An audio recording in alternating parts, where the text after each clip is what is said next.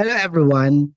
Kapag kayo ay walang generator set, walang boiler or walang fuel storage tank at syempre wala kayong permit to operate at kayo ay mag-register as a hazardous waste generator, hihingan kayo ng copy ng permit to operate. Pero paano po 'yan kung wala nga tayong air pollution source installation, wala tayong permit to operate, edi wala tayong maipapasang copy ng permit to operate.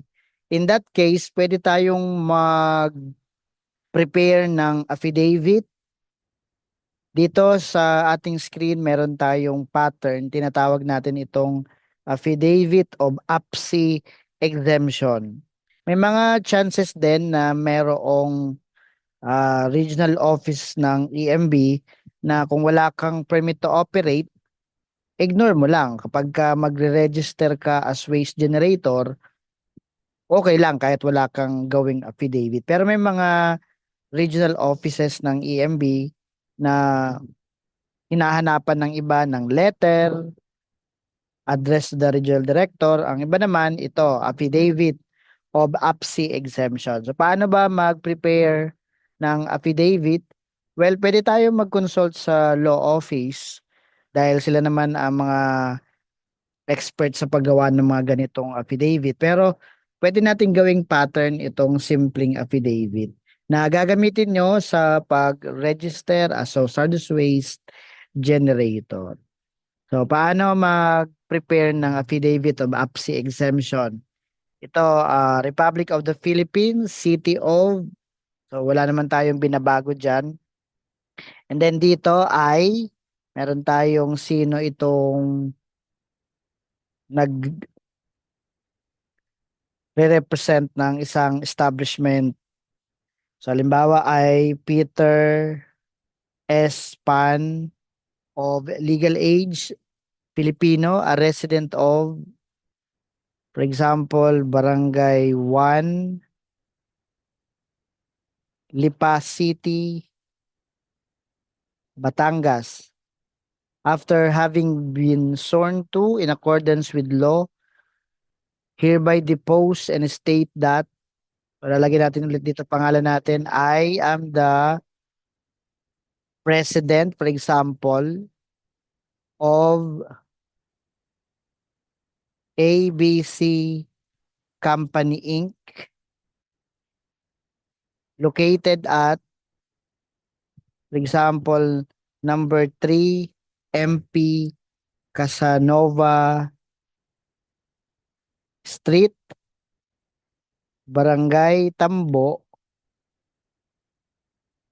Lipa City, Batangas. And then I am an applicant of a hazardous waste generator registration pursuant to RA 6969 and its IRR down 1992-29 and revised procedures and standards for the management of hazardous waste Dow 2013-22.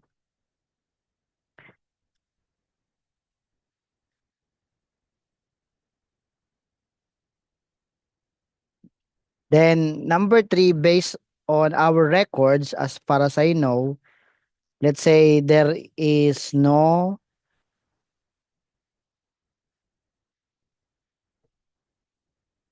air pollution source installation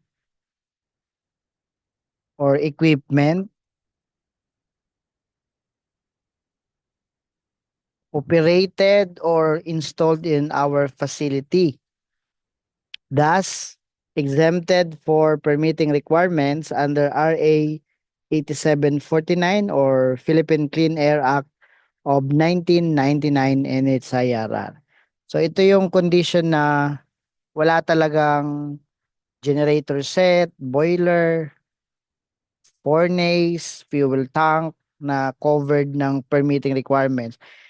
Sometimes meron ding mga equipment na exempted for permitting. Halimbawa, there is 1 unit of 15 kilowatts Cummins generator set operated in our facility. So itong 15 kilowatts, basta pumasok sa 1 to 15 kilowatts, exempted na rin yan for permitting. So kaya pwede mo ring sambitin yan das exempted for permitting requirements under RA 8749 or Philippine Clean Air Act of 1999 in its implementing rules and regulations, and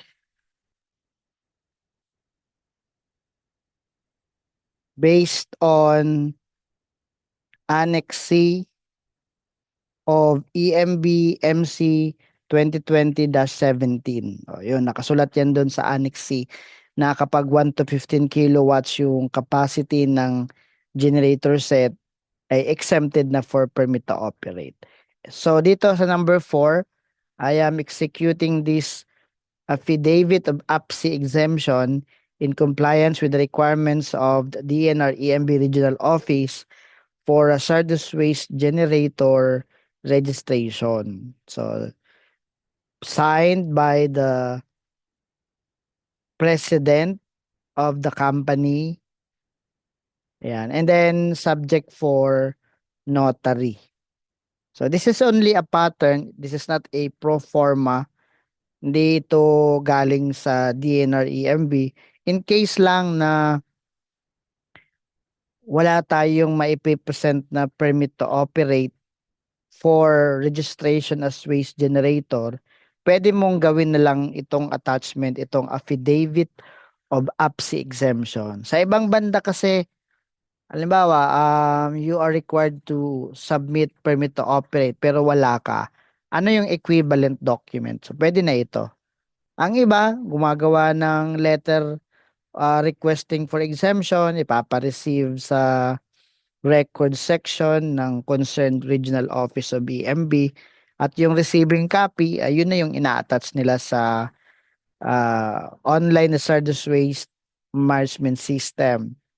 O yung iba, like sa ibang regional office, hindi naman kailangan ng mga ganong attachment. Kung wala, edi wala.